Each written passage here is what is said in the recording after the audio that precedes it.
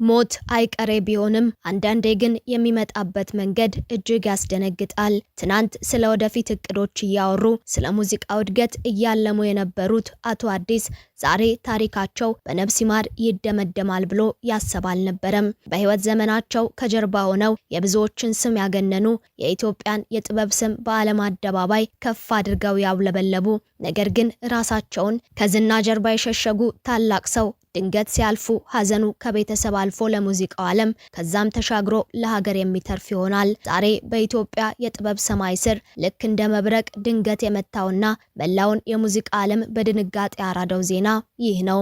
የጥበብ ምሰሶ ከዝና በስተጀርባ ያለው እውነተኛው ኃይል አቶ አዲስ ገሰሰ ባልታሰበና እጅግ አስደንጋጭ ሁኔታ ከዚህ ዓለም በሞት ተለይተዋል። ይህም ድንገተኛ መርዶ ህዝብን ያስደነገጠ አሳዛኝ ዜና ሆኗል።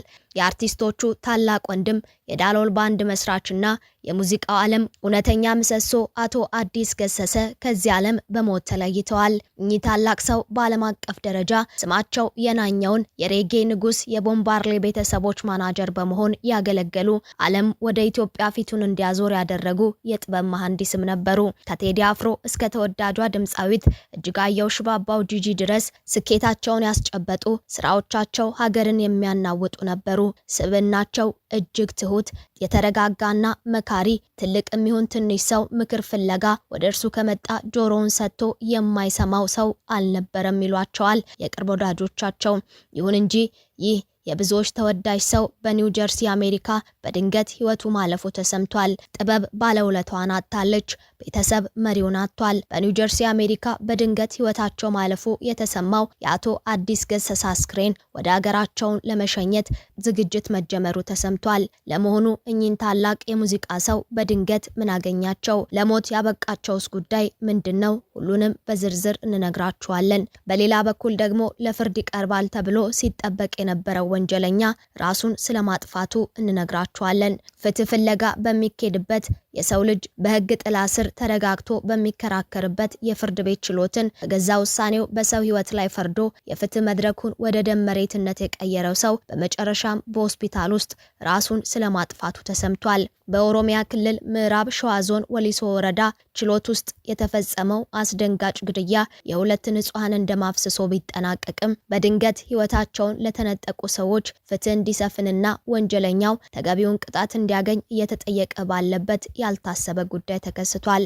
ባለቤቱንና ዳኛዋን ችሎት ውስጥ በመሳሪያ በመምታት አስደንጋጩን ድርጊት ከፈጸመ በኋላ በራሱ ላይ ጉዳት አድርሶ በፖሊስ ቁጥጥር ስር የዋለውና በሆስፒታል በጽኑ ሕክምና ላይ የነበረው ይህ ግለሰብ በመጨረሻም ፍርድ ቤት ሳይቀርብ ባልተጠበቀ ሌላ አስደንጋጭ መንገድ ህይወቱ አልፏል። ወንጀለኛው ፍርድ ቤት ችሎት ላይ ሲጠበቅ ይህን አሰቃቂ ወንጀል እንዴት ሊፈጽም ቻለ?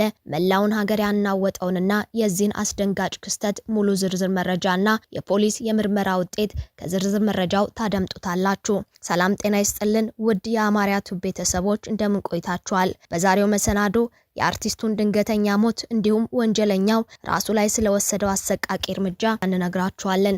እናንተም ቻናሉን ሰብስክራይብ፣ ቪዲዮን ላይክ እና ሼር በማድረግ እስከ መሰናዶ ፍጻሜ አብራችሁን ቆዩ። ጥበብ ስራዎቿን እንጂ ሰሪዎቿን ብዙ ጊዜ አታሳይም። ከጀርባ ሆነው ዓለምን የሚያናውጡ ዜማዎችን የሚያቀናብሩ ታላላቅ ኮከቦችን ጠርበው የሚያወጡና የሀገርን ስም በዓለም መድረክ ከፍ የሚያደርጉ ሰዎች ግን ምንጊዜም የታሪክ ባለውለታዎች ናቸው። አቶ አዲስ ገሰሰ በትክክልም የዚህ ታሪክ ባለቤት ነው። ከሀገር መከላከያ እስከ አሜሪካ ስደት የተጓዘው የአዲስ ገሰሰ ህይወት ለብዙዎች ማስተማሪያ ነው። የአቶ አዲስ ገሰሰ ህይወት ጉዞ የጀመረው በኢትዮጵያ ነበር። ወደ ሙዚቃው ዓለም በስፋት ከመግባታቸው በፊት በዲሲፕሊን የታነጹበትን የኢትዮጵያ አየር ኃይልን በባንድና በቴክኒሻንነት ለ1 ዓመት አገልግለዋል። ከዛም የተሻለ የጥበብና የትምህርት እድል ፍለጋ ወደ አሜሪካ ቀኑ። በአሜሪካ ቆይታቸው በሁድሰን ቫሊ ኮሌጅ ሜካኒካል ኢንጂነሪንግን ካጠኑ በኋላ በኖርዝዌስተርን ዩኒቨርሲቲ በማኔጅመንት ትምህርታቸውን አጠናቀዋል። ይህ የማኔጅመንት እውቀታቸው ለወደፊቱ የሙዚቃ መሪነታቸውም ትልቅ መሰረት የጣለ ሆነ። አቶ አዲስ በዩኒቨርሲቲ ያሉ በየዓመቱ በየካቲት ወር ለሚከበረው የጥቁሮች ታሪክ ወር ልዩ ዝግጅት ያደርጉ ነበር። በዚህ ዝግጅት ላይ ወንድሞቻቸው አርቲስት ዘለቀ ገሰሰ፣ ሙሉጌታ ገሰሰና ፍቅር ከሰሰም ከጓደኞቻቸው ጋር በመሆን ሙዚቃ እንዲያቀርቡ ያደርጋሉ። ይህ ጥረት እያደገ ሄዶ ታዋቂውን የኢትዮጵያን ዳሎል ባንድ ለመመስረት በቃ። በአቶ አዲስ መሪነትም የዳሎል ባንድ የኢትዮጵያ ሙዚቃ ከሬጌ ዜማ ጋር በማዋሃድ በአሜሪካ በተለያዩ መድረኮች ስሙ መናኘት ጀመረ። እንደ አውሮፓውያን አቆጣጠር በ1982 የሬጌው ንጉስ የቦብ ማርሌ ባለቤት ሪታ ማርሌ ባቀረበችላቸው ጥሪ መሰረት ባንዱ በጃማይካ ኪንግስተን በተካሄደው የመጀመሪያ የቦብ ማርሌ መታሰቢያ ላይ የመጫወት ታሪካዊ እድል አገኘ። አቶ አዲስ ለሪታ ማርሌ ያደረጉት ድጋፍና ያሳዩት ጠንካራ ወዳጅነት ዳሎል ባንድ ከ1988 እስከ 1991 ድረስ የዚጊ ማርሌን የቦብ ማርሌ ልጅ ማለት ነው ይፋዊ ባንድ ሆኖ እንዲሰራ መድረክ ከፈተ። በዚህም የቦብ ማርሌ ቤተሰቦች ባወጧቸው ታላላቅ አልበሞች ላይ አሻራቸውን አሳረፉ። የአቶ አዲስ ትልቅ ህልም የኢትዮጵያ ሙዚቃና ባህል ለዓለም ማስተዋወቅ ነበር። ይህ ህልማቸው እንደ አውሮፓውያን አቆጣጠር በ2005 እውን ሆነ። የቦብ ማርሌ 60ኛ ዓመት የልደት በዓል ምክንያት በማድረግ የማርሌ ቤተሰብና በርካታ የዓለም ሙዚቃ ኮከቦች አዲስ አበባ ላይ በመሰብሰብ ከግማሽ ሚሊዮን በላይ ህዝብ የታደመበትን ታሪካዊ አፍሪካን ዩኒየን ኮንሰርት በዋናነት መርተዋል። በአገር ውስጥም አዲስ ማኔጅመንት የተሰኘ ድርጅት በመመስረት በርካታ ታዋቂ ድምፃውያንን ደግፈዋል። ታዋቂው የሙዚቃ ንጉስ የቴድሮስ ካሳሁን ቴዲ አፍሮ ማናጀር በመሆን ለረጅም ጊዜም አገልግለዋል። እንዲሁም ታላቋን ድምፃዊት ጂጂን በቤታቸው አግኝተው ብቃቷን ከተረዱ በኋላ በኒውዮርክ ከታዋቂው ፓልም ሪከርድ መስራች ክሪስ ብላክዌር ጋር በማስተዋወቅ ዓለም አቀፍ የሙዚቃ ውል እንድትፈራረም ያደረጉትም እርሳቸው ነበሩ። ከዚህ በተጨማሪ ከወንድሞቻቸው ጋር በመሆን በአሜሪካ የዌልድ ኬር የተሰኘ ሙዚቃ ክለብ በመክፈት የጥበብ ሰዎችን እያሰባሰቡ ኖረዋል። ነገር ግን የኚህ ታላቅ ሰው ድንገተኛ ስንብት ለመላው የሙዚቃ ማህበረሰብ እንዲሁም ለሀገራቸው ህዝቦች አስደንጋጭ ሆኗል። በስራቸው ዓለም አቀፍ እውቅናን ቢያተርፉም አቶ አዲስ እጅግ ትሁት፣ የተረጋጉ፣ የሰውን ችግር በቅርብ የሚሰሙና የሚረዱ ሰው እንደሆኑ በርካቶች ይመሰክራሉ። በኒው ጀርሲ በሚገኘው መኖሪያ ቤታቸው ከባለቤታቸውና ከ3 ልጆቻቸው ጋር አስደሳች ጊዜን ማሳለፍ የሚወዱ አፍቃሪ አባት እንደነበሩ ይነገራል። ነገር ግን በቅርቡ በደረሰ ድንገተኛ ህመም በአሜሪካ ሀገር ህይወታቸው ማለፉ ሲሰማ መላው የጥበብ ዓለም በሀዘን ተውጧል። ሞታቸው ፈጽሞ ያልተጠበቀ በመሆኑ ወዳጅ ዘመዶቻቸው፣ ያሳደጓቸው አርቲስቶችና መላው የኢትዮጵያ ህዝብ በጥልቅ ሀዘን ውስጥ ይገኛል።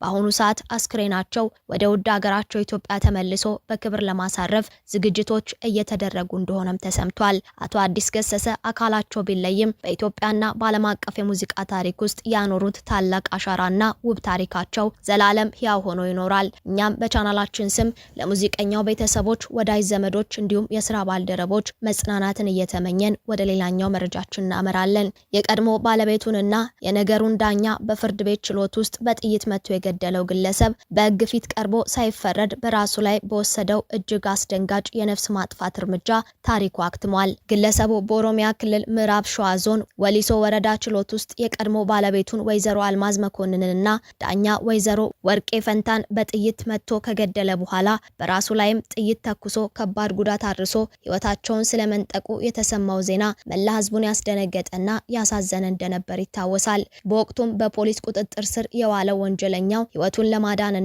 ለህግ ለማቅረብ ሲባል መጀመሪያ ወደ ወሊሶ ሆስፒታል በመቀጠልም ይበልጥ ወደ ተሻለ ህክምና ወደሚያገኝበት አዲስ አበባ ወደሚገኘው ቅዱስ ጳውሎስ ሆስፒታል በጽኑ ህክምና እንዲከታተል ተልኳል። በሆስፒታል ውስጥም በነበረው ቆይታ ግለሰቡ በፖሊስ ጥብቅ ጥበቃ ስር ሆኖ ለሳምንታት ህክምናውን ሲከታተል ቆይቷል። በተደረገለት የህክምና ክትትልም ከደረሰበት የሆድ ዕቃ የጥይት ጉዳት ሙሉ በሙሉ በሚባል ደረጃ አገግሞ ህክምናውን አጠናቆ ከሆስፒታል ለመውጣት ወደ ፍርድ ቤት ለመቅረብም በዝግጅት ላይ ነበር። የፍትህ አካላትና መላው ህዝብም ግለሰቡ በፈጸመው አሰቃቂ ወንጀል ተጠያቂ የሚሆንበትን የፍርድ ሂደት በጉጉት እየተጠባበቀ ነበር። ነገር ግን የህግ ሂደቱን ያጨናገፈ ሌላ አስደንጋጭ ድርጊት ተፈጸመ። ሰኔ 12 ቀን 2018 ዓ.ም ከቀኑ 7 ሰዓት አካባቢ ግለሰቡ ህክምናውን ሲከታተልበት በነበረው የሆስፒታሉ ህንፃ 3ኛ ፎቅ ላይ ወዳለው ክፍል አመራ።